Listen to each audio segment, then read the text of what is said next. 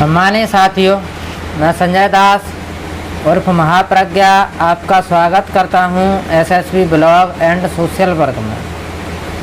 साथियों, आज के वीडियो में हम बात करेंगे उल्लुओं के झुंड के बारे में कि उल्लुओं के झुंड के क्या लक्षण होते हैं और इनके क्रियाकलाप कैसे होते हैं।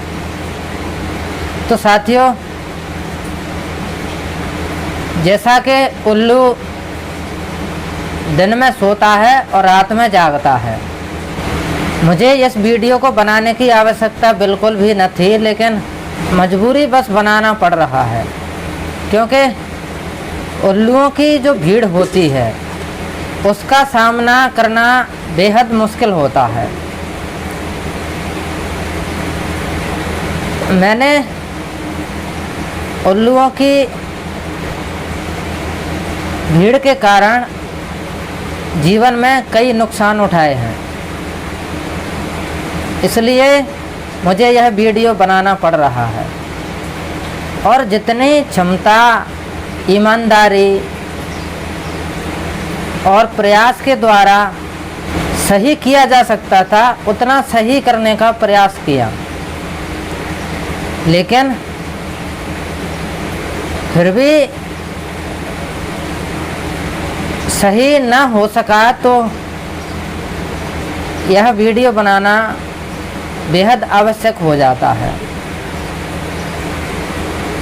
मैं उल्लुओं की भीड़ इसलिए बोल रहा हूँ क्योंकि अगर मैं उनको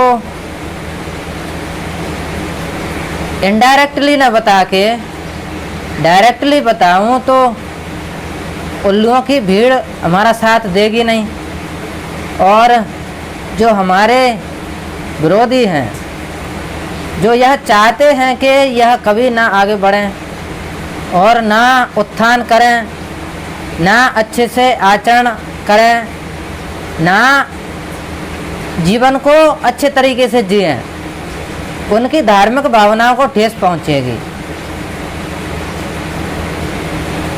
इसलिए मैं जो जीवन के अनुभव हैं वह प्रमाण के आधार पर कहता हूँ। जैसा कि उल्लू रात में जागता है और दिन में सोता है, मैं नहीं चाहता था कि रात को दिन बनाया जाए और दिन को रात, लेकिन भीड़ का सामना ईसा मसीह जैसे महान व्यक्तित्व के धनी नहीं कर पाए, गैलीलियो जैसे महान व्यक्तित्व के धनी नहीं कर पाए, तो मैं किस खेत की मूली हूँ जो इनका मुकाबला कर पाता। तो इनके साथ में मैं भी उल्लू बन गया। लेकिन जैसे ईसा मसीह जी भीड़ का सामना तो नहीं कर पाए, गैलीलियो जी भीड़ का सामना तो नहीं कर पाए, लेकिन उन्होंने एक काम अच्छा किया कि उन्होंने अपने स्वयं के मन को जीता, और मैं भी वही कर रहा हूँ कि मुझे पूर्ण विश्वास है कि मैं जिस रास्ते पर चल रहा हूँ वह सही है, उसमें बिल्कुल नो डाउट। तो इतना काफ़ी है। जिसने मन जीत लिया सब कुछ जीत लिया, जिसने व्यक्तित्व का विकास कर लिया उसने सब कुछ कर लिया। मैं शुरू करता हूँ स्वयं के अनुभव से। जैसा कि साथियों, हमारे समाज में शादियाँ होती हैं, तो शादियाँ केवल दिन का प्रोग्राम नहीं होती, यह लगभग रात भर जागने का प्रोग्राम होता है। और यही नहीं, ऐसे कई रिवाज हैं और संस्कार हैं जिनमें रात भर जागना पड़ता है। और रात में जागना पड़े, दिन को रात और रात को दिन बनाना पड़े, तो समझ लो कि हम प्रकृति के नियम की अवमानना कर रहे हैं। जो ईश्वर ने, भगवान ने हमें सोने के लिए रात दी है, हम उस नियम का उल्लंघन कर रहे हैं। इसलिए मैं उल्लुओं की भीड़ कह रहा हूँ। जैसे मान लीजिए कि आज मेरे मित्र की शादी है और उन्होंने मेरे को बुलाया शादी में। मैं शादी में या तो नहीं जाऊंगा और या मुझे जाना पड़ेगा, दो ही विकल्प हैं। अब दोनों विकल्पों में हानि देखिए कि अगर मैं चला जाता हूँ तो प्रकृति के नियम का उल्लंघन हो रहा है।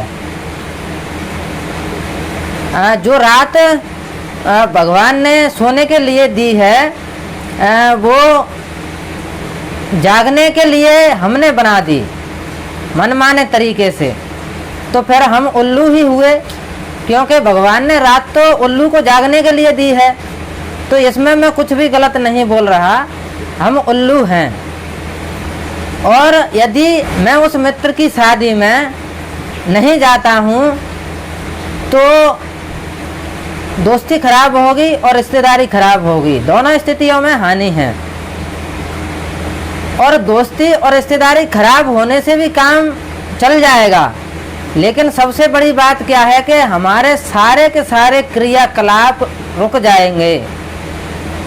कैसे रुक जाएंगे कि कभी हमें ज़रूरत पड़ी पढ़ाई लिखाई के लिए पैसे की, या घर परिवार में रोगी या अन्य जो ज़रूरी काम हैं उनके लिए, तो वह मित्र यह सोचेगा कि यह मेरी शादी में नहीं आया तो मैं भी इसको सपोर्ट नहीं करूँगा। तो इस प्रकार से दोनों ही स्थितियों में हानि है। अब बात मित्र की शादी की नहीं है, कभी कभार साल भर में 2-4 मौके ऐसे आ जाएं तो कोई दिक्कत नहीं है।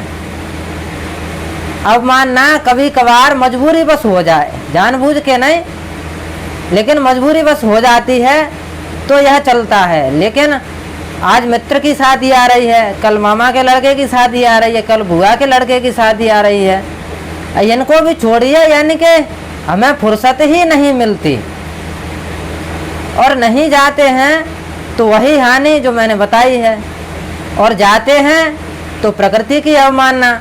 तो इस प्रकार साथियों हम उल्लुओं की भीड़ हैं और कुछ भी नहीं।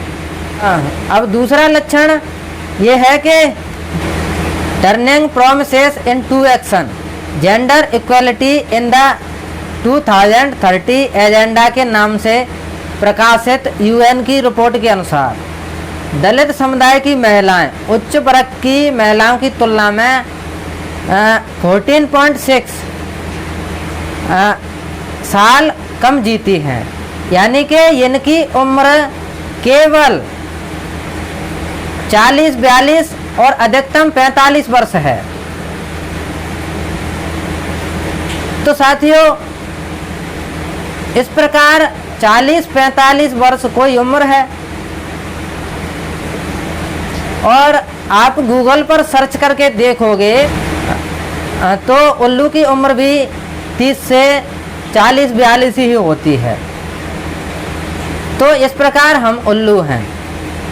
और तीसरा लक्षण यह है कि उल्लुओं की जो भीड़ होती है, उल्लुओं का जो झुंड होता है, उसको अंग्रेजी में पार्लियामेंट कहते हैं। तो जैसे कि मोदी जी कहते हैं टुकड़े टुकड़े गैंग, या मोदी समर्थक कहते हैं टुकड़े टुकड़े गैंग। इतना कहने के बावजूद भी हम लोग टुकड़ों में बटे हुए हैं। हम लोग ना तो अपने अधिकारों को जान रहे हैं, ना ही जो कर्तव्य हैं हमारे राष्ट्रीय कर्तव्य उनका पालन कर रहे हैं। यानी हम टुकड़ों में बटे हुए हैं, हम भीड़ हैं केवल, और कुछ नहीं। हमारी पंचायतें होती हैं, पार्लियामेंट जैसे पंचायत है, तो हमारी भी पंचायतें होती हैं, तो वह पंचायत सारी की सारी फेल हो जाती हैं। इसलिए ही मोदी समर्थक हमें टुकड़े टुकड़े गैंग कहते हैं, क्योंकि हम सफल ही नहीं हो रहे। तो यानी कि उल्लुओं की भीड़ पार्लियामेंट है हम। यह 3 लक्षण और 3 क्रियाकलापों से हम जान सकते हैं कि हम उल्लुओं की भीड़ हैं और कुछ भी नहीं। ये वीडियो पसंद आई हो तो like, subscribe and share. Thank you.